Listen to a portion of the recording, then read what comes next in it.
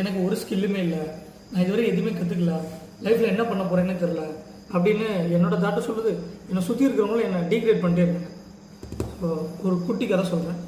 எங்கள் அம்மா வந்து என்னை நிறைய டைம் சமையல் கற்றுக்குவோம், நாங்கள் எப்போயாவது ஊருக்கு போயிட்டோம், வீட்டில் இல்லைன்னா எப்படி சாப்பிடுவேன் அப்படின்னு சொல்லி நிறைய டைம் ஃபோர்ஸ் பண்ணிட்டே இருக்காங்க. நான் கிச்சன் பக்கம் போனதே இல்லை. சடனாக எங்கள் அம்மா ஒரு நாள் ஊருக்கு போயிட்டாங்க. ஸோ நான் 2 டைம் கடையில் வாங்கி சாப்பிட்டேன். நெக்ஸ்ட்டு பசி அடங்கு. அப்போது ஃபுட்டு ரெடி பண்ண வேண்டியது இருந்தது. ஸோ இதுவரை கிச்சன் பக்கம் போகாத நான் பக்கத்து வீட்டு பாட்டி, எங்கள் சித்தி, பெரியம்மா இவங்ககிட்ட கேட்டு சாப்பாடு ரெடி பண்ணி முடிச்சிட்டேன். அதே போல் எவ்வளோ உப்பு போடணும், எவ்வளோ தண்ணி ஊற்றணும், இதெல்லாம் கேட்டு நானே ப்ராப்பராக ரெடி பண்ணி முடிச்சிட்டேன். இதுவரை கிச்சனுக்குள்ளே நுழையாத ஒரு ஆள்.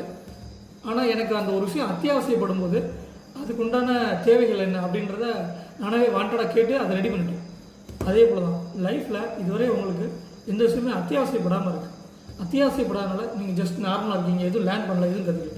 பட் ஒன்ஸ் ஒரு விஷயம் உங்களுக்கு அத்தியாவசியப்பட்டுருச்சுன்னா உங்களோட எஃபர்ட்டு, உங்களோட அந்த முயற்சின்றது பயங்கரமாக இருக்கும். நான் எப்படி இந்த கிச்சனுக்குள்ளே போகாத நான் எப்படி சமையல் செஞ்சு முடிச்சனோ அதே போல் தான் உங்களுக்கு ஒரு விஷயம் அத்தியாவசியப்படும் போது நீங்கள் அந்த விஷயத்தை எக்ஸ்ட்ரானரியாக பண்ணி முடிச்சிருக்கீங்க. அதனால் இதுவரை எனக்கு எதுவுமே தெரியாது, எதுவுமே கற்றுக்கலனாலும் பயப்படாது.